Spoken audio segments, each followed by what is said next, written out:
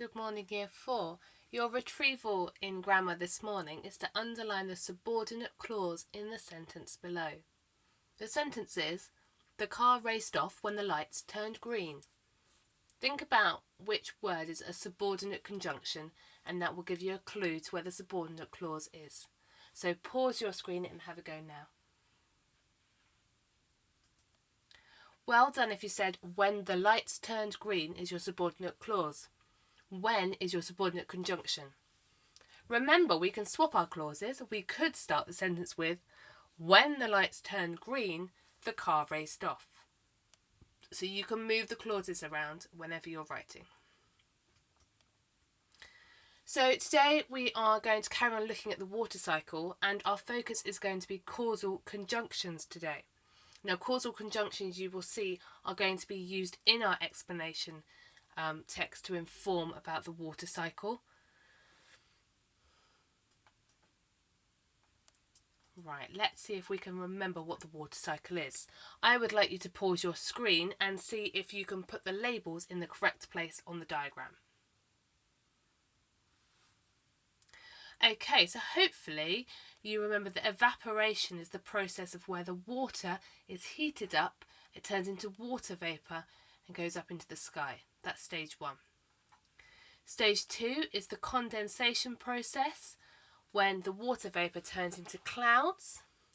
The clouds get heavier until they produce rain or sleet, and that's called precipitation. And the collection process is when it rains, when it precipitates, and the water either collects underground or goes back through rivers and streams out to the ocean. So if you didn't get it right, go back and have another go, but hopefully you've got a better idea of the water cycle now.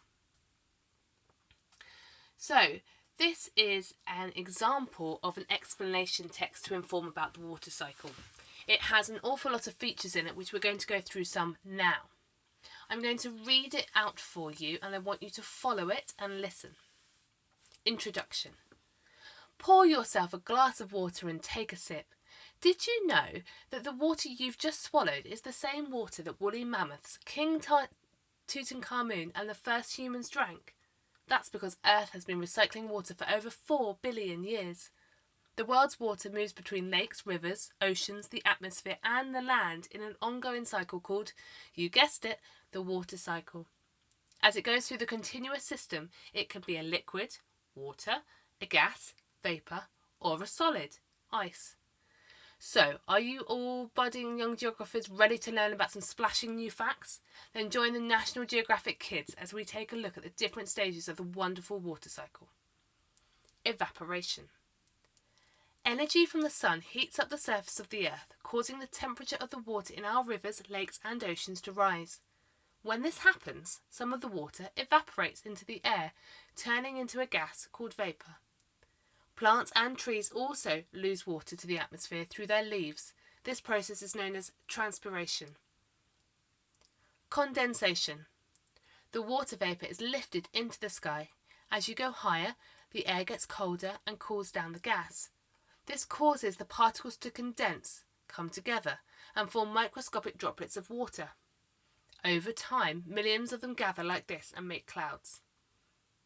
When too much water has condensed, the water droplets in the clouds become too big and heavy for the air to hold them, and so they fall back down to earth as rain, snow, hail or sleet, a process known as precipitation. Collection. Wherever the water lands, this is the collection stage of the water cycle. Rain and snow may return to the earth in rivers or lakes, on the ground or on houses and roads, where it soaks down towards the rivers. Eventually, most of the water flows into the sea. The water cycle can now start again from any place where water has collected, even from your soaking wet hair. Fun facts. Did you know that about 90% of the world's fresh water is found on the thick layer of ice covering Antarctica? More than 3/4 of the Earth's surface is covered in water. Have a look at a globe or map of the world and you'll notice just how much of it is blue. Most of this is contained in the seas and oceans, but some is also found in rivers, lakes and glaciers. Okay, so there's quite a lot of text there. So we're going to go through these feature by feature. So we're going to come back to causal conjunctions in a minute. That is the focus of our grammar today. But we're just going to see if we can remember what a fronted adverbial is. Now I bet some of your parents are sitting there at home going, what on earth is a fronted adverbial? This is where you can really help them out. See if you can explain it to them now if they're with you. If not, can you spot some? I'm going to see if I can spot some at the same time.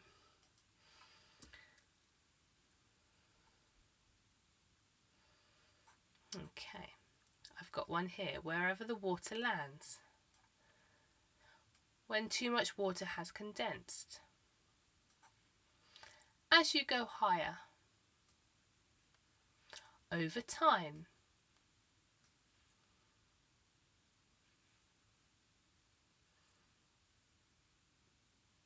Have you spotted any more? So, remember, a fronted adverbial tells you when, where, how, or why something happens. So, as you go higher, is that telling us when something happens, how it happens, where it happens, or why it happens?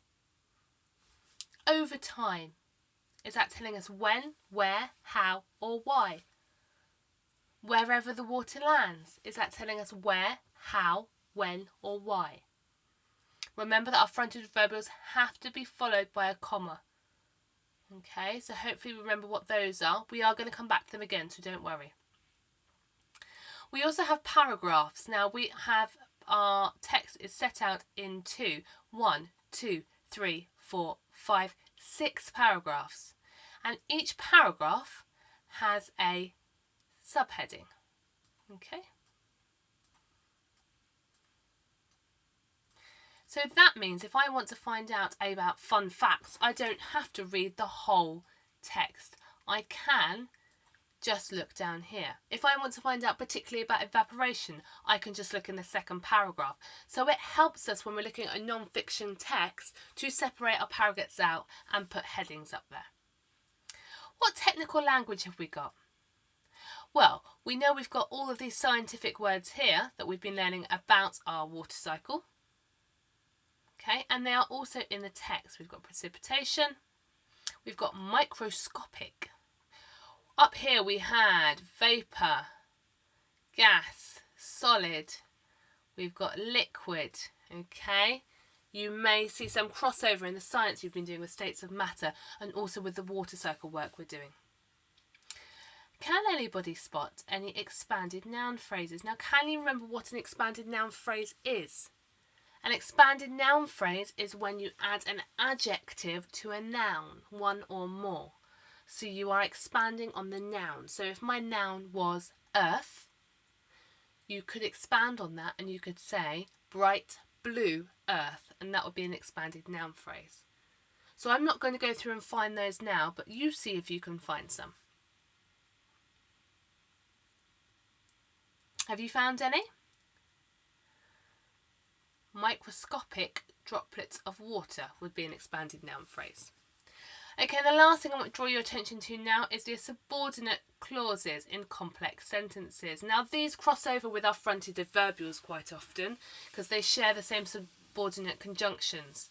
Remember our subordinate conjunctions: when, if, although, as, because. Okay, we've been looking at those last week. When too much water has condensed, the water droplets in the clouds become too big and heavy for the air to hold them. We've got our subordinate clause. When too much water has condensed, our main clause, the water droplets in the clouds become too big and heavy for the air to hold them. Can you spot another one? Okay. When this happens, some of the water evaporates into the air is our subordinate clause. Main clause being turning into a gas called vapour. And there are a few others in there as well. So let's now see if we can focus on these causal conjunctions. A causal conjunction is used to introduce a cause or a reason. So you will see that these are going to be used in our text. So because, or, if, so that, this causes, as a result, and consequently. If I copy these over here, let's see if we can find any of these in our text today.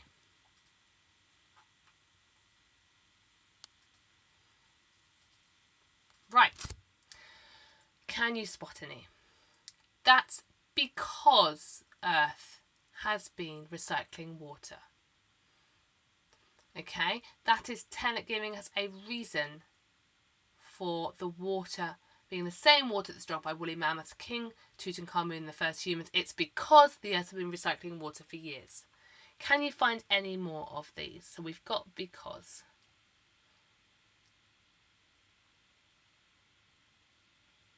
Oh, I'm still skimming and scanning.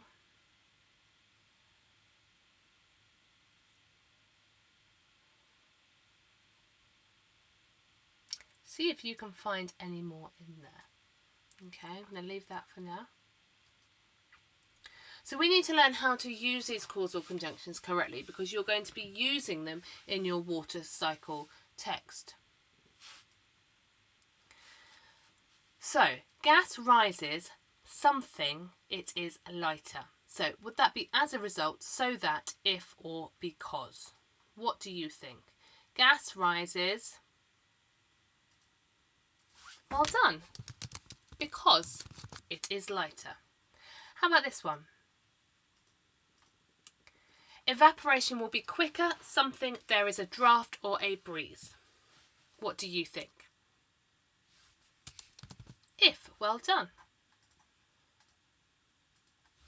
Condensation happens, clouds can form. So that. And the last one, precipitation occurs and rain or sleet falls to the ground. And this one's a bit tricky, I think. It's as a result. So if you look at where our causal conjunctions can be, they can be in the middle of the sentence, but they can also be a really good sentence opener. So if you want to stretch yourself in your writing towards the end of the week, see if you can open with a causal conjunction. Right, your task today, there are 3 levels as per usual. Bronze, the easiest task, which I think a couple of you will do, but not many.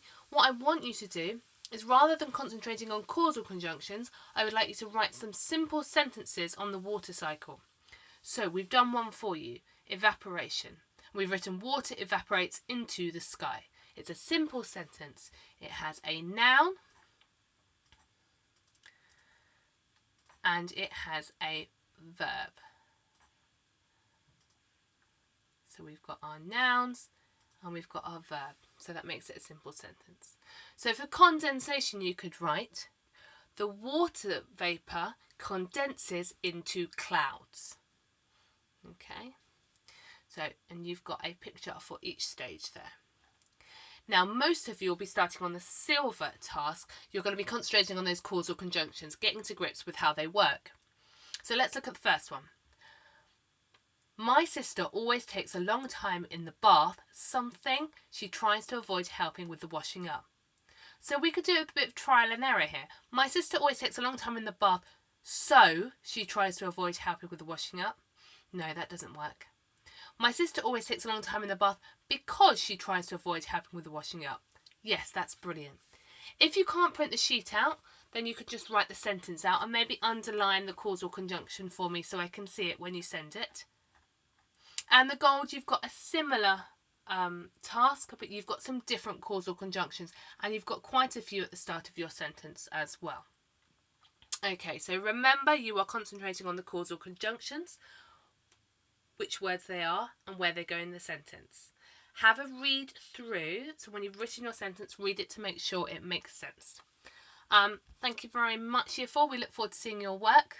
Well done.